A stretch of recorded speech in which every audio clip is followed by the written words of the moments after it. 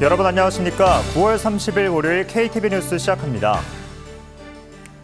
윤석열 대통령이 한국을 공식 방문한 로베르트 피초 슬로바키아 총리와 회담에서 양국 간 실질 협력 방안을 논의했습니다. 대통령실은 정상회담 결과 한국과 슬로바키아 양국이 전략적 동반자 관계를 수립해 교역과 투자, 국방, 방산 등 전방위 협력 강화 기반이 마련됐다고 밝혔습니다. 양국은 이와 함께 무역투자 촉진 프레임워크 수립 양해각서를 체결했고 슬로바키아 군 현대화 사업과 관련해 우리 기업이 참여할 수 있는 우호적 환경을 조성하기로 합의했습니다. 순직 해병 특검법을 비롯한 이른바 쌍특검법과 지역화폐법에 대한 제2요구안이 국무회의에서 의결됐습니다. 한덕수 국무총리는 두 특검법에 대해 수사 기관과 규모가 전례 없이 확대됐다며 위헌성이 한층 가중됐다고 지적했습니다. 김현지 기자의 보도입니다.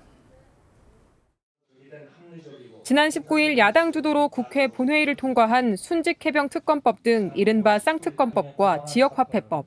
정부는 한덕수 국무총리 주재로 국무회의를 열어 해당 법안에 대한 제2요구안을 의결했습니다. 한 총리는 특검 법안에 대해 정부가 이미 헌법상 권력분립 원칙 위반 등을 이유로 제2요구한 결과 부결돼 폐기된 것이라고 지적했습니다.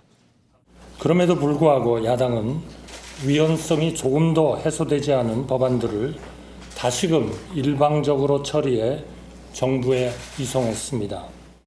한 총리는 이어 특검법이 대통령의 특별검사 임명권을 사실상 박탈한다며 이는 삼권 분립 원칙에 위배된다고 강조했습니다. 순직해병 특검법에 대해선 제3자 추천 형식만 갖췄을 뿐 대법원장이 추천한 특별검사 후보자에 대해 야당이 무한한 거부권을 행사할 수 있다고 비판했습니다. 이는 야당이 실질적으로 후보자 추천을 좌지우지하는 것이라며 공정하고 중립적인 수사를 기대하기 어렵다고 꼬집었습니다. 고발인이 스스로 수사 담당자와 수사 대상을 정하는 것은 사법 시스템의 근간을 훼손하는 것이기도 합니다. 또 두 특검법은 공통적으로 수사 규모와 기간이 전례 없이 대폭 확대됐으며 명확성의 원칙에 위배되는 등 위헌성이 한층 가중됐다고 지적했습니다. 지역사랑 상품권에 대한 국가와 지자체의 지원을 의무화하는 지역화폐법에 대해서도 우려의 목소리를 냈습니다. 모든 지자체의 상품권 발행을 강제해 자치권의 근간을 훼손하고 정부의 예산 편성권 또한 침해할 소지가 크다는 겁니다. 또 재정 여력이 충분한 지자체에 국가 재원이 투입되는 건 부익부 빈익빈 현상을 초래할 거라고 설명했습니다. KTV 김현지입니다. 올해 국군의 날은 34년 만에 임시 공휴일로 지정됐습니다. 올해도 지난해에 이어 2년 연속 시가 행진이 예정돼 있는데요. 이번 행사에서 괴물 미사일로 불리는 현무5가 처음 공개될 것으로 알려졌습니다. 김혜나 기자의 보도입니다. 지난해 국군의 날 기념 행사에 등장한 현무4 미사일입니다. 건군 76주년을 맞는 올해 국군의 날에는 현무4보다 파괴력이 훨씬 큰 현무5 탄도미사일이 처음으로 공개될 예정입니다. 세계 최고 수준인 탄도 중량 8톤의 현무5는 북한 지휘부가 은신한 지하 벙커를 파괴하는 미사일로 한국형 삼축 체계 중 하나인 대량 응징 보복 수단입니다. 올해 국군의 날 기념 행사에는 현무5 외에도 삼축 체계 핵심 자산이 대거 등장할 전망입니다. 대남 쓰레기 풍선 살포와 탄도미사일 발사 등 복합 도발을 이어가는 북한에 강력한 경고 메시지를 보내는 것으로 풀이됩니다. 미 공군의 전략 폭격기인 B-1B 랜서도 국군의 날 기념 행사에 처음 등장해 서울공항 상공을 비행할 것으로 알려졌습니다.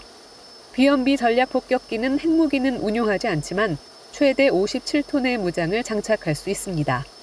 B-1B 전개는 한미동맹의 견고함을 과시하고 전략사령부 창설을 축하하는 의미도 담고 있는 것으로 전해졌습니다. 세종대로에서 진행되는 시가행진에선 지난해 보여주지 못했던 다수의 공중전력이 기동하고 호국영웅 카퍼레이드가 첫 선을 보입니다. 국토방위를 위해 희생한 호국영웅을 기리는 의미를 담았습니다.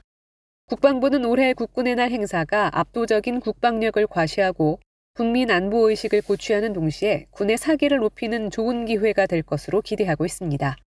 KTV 김연아입니다. 김국기 선교사 북한 억류 10년을 앞두고 통일부가 대변인 명의 성명을 통해 북한에 억류된 우리 국민 6명을 즉각 송환하라고 촉구했습니다.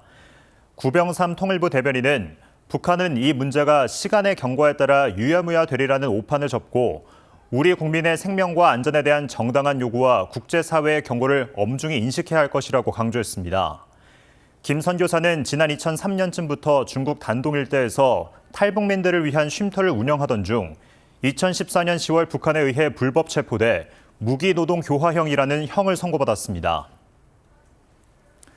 KTV 뉴스를 마칩니다. 저희는 언제나 국정 소식을 한 걸음 더 빠르게 전해드리겠습니다.